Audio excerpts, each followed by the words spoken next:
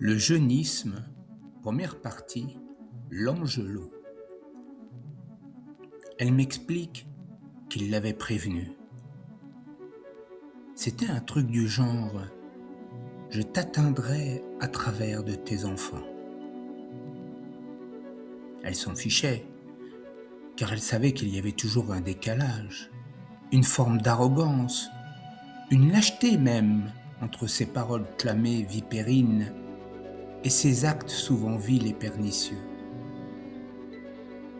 Elle reprit son mouchoir, prête à juguler une nouvelle vague de sanglots.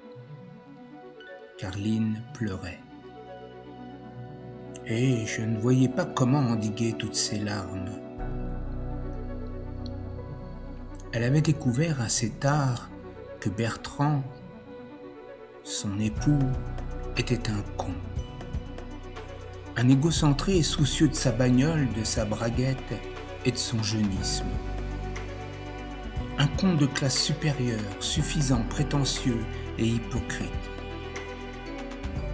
Un seul centre d'intérêt, le foot. Lynn ne supportait pas le jeunisme. L'idée de se déconnecter de son âge pour continuer à paraître, à se croire immuable, refusant de distinguer sur sa peau les stigmates de la décadence et de la plongée vers l'âge avancé. Il avait quoi, le Bertrand ? 35 ans. Mais c'était plus fort que lui. Il fallait qu'il en paraisse 15 de moins.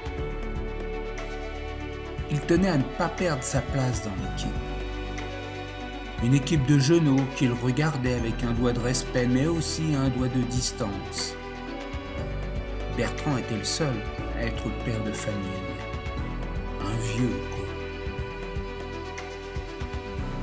Quant à être père de famille, Lynn déplorait que monsieur s'attardât davantage dans les magasins de cosmétiques, dans les magasins de sport où il s'extasiait devant les maillots de footballeurs, que dans les librairies ou les musées.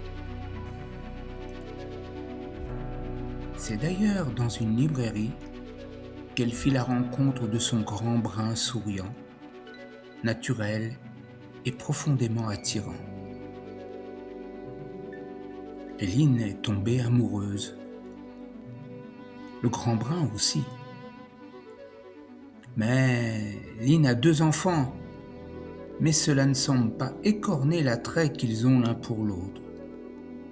Il serait d'accord pour les prendre avec elle, sa maison est bien assez grande. Car le grand brun vit aisément. Il est seul et généreux. Les enfants de Lynn, une fille et un garçon, ont 12 et 6 ans.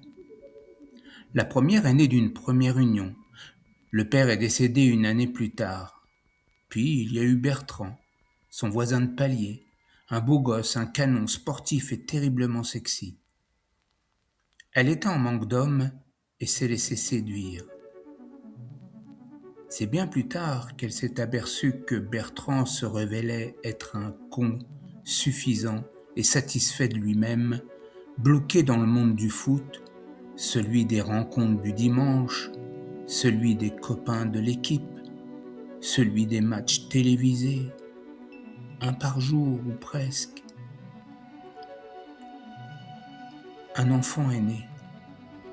Lynn pensait que Bertrand lâcherait son adolescence pour entrer dans le monde des responsabilités familiales et parentales. Hélas. Les années passent, les matchs se succèdent, les enfants montent d'une classe et Lynn monte en grade. Bertrand, lui, arpente les stades. Le petit dernier, David, était un enfant magnifique. Un visage parfait d'Angelot, une peau veloutée et des yeux de prince. Sa grande sœur et ses amies fondaient aussi, et elles étaient toujours dans le moins bien dès que David n'était pas à portée de ses bras ou de ses lèvres. Ce garçon, Bertrand, ne l'avait jamais aimé. Trop collé à sa mère, trop délicat, trop féminin, trop gnagnou. La présence de cet enfant ternissait sa représentation. Il n'était pas regardé, lui, ni apprécié, lui, à sa juste valeur. Bertrand l'avait toujours considéré comme un rival. Il avait tenté de l'intéresser au foot, mais David se montrait gauche et n'avait aucun attrait pour ce jeu. Pour son père non plus d'ailleurs.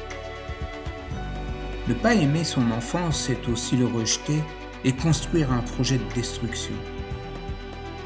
Ainsi grandit une haine pour ce rival qui l'éloigne de l'exclusivité de Lynn et l'oblige à ne pas être suffisamment sur les terrains. Il faut que Bertrand trouve quelque chose. Mais quoi? Nous l'apprendrons dans le prochain épisode. Et vous, qu'en pensez foot ?